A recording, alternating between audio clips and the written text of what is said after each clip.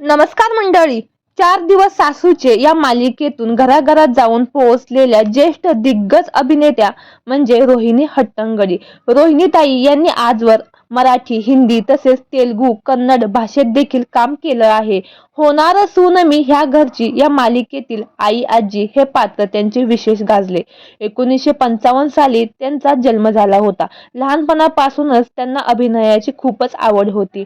नाटकापासून त्यांनी करिअरची सुरुवात केली. आज तागायत त्यांनी मागे वळून पाहिलं नाही. वरवर एवढ्या आनंदी दिसत असल्या तरी तारुण्यवयात रोहिणीताई यांनी खूप दुःख सोसलं आहे. रोहिणी हट्टंगडी यांचे 1977 साली लग्न झालं होतं, पण त्यांचा हा संसार फार काळ टिकला नाही. 2008 साली त्यांचे पती जयदेव हट्टंगडी यांचं दुःखद निधन झालं. पतीचा केवळ 31 वर्षाचा सहवास रोहिणीताई यांना लाभला. जयदेव हट्टंगडी हे देखील प्रसिद्ध अभिनेते, नाट्य दिग्दर्शक होते. नॅशनल स्कूल ऑफ ड्रामा मधून या दोघांनी अभिनयाचं शिक्षण घेतलं होतं. मात्र कॅन्सरसारख्या भयानक आजाराने जयदेव यांचं दुःखद निधन झालं.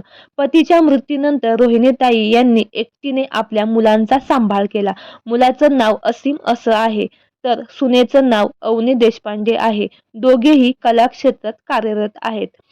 सध्या रोहिणी हट्टंगडी जी मराठी वाहिनीवरील ठरलं तर मग या मालिकेमध्ये पूर्णा आजी हे पात्र साकारत आहे.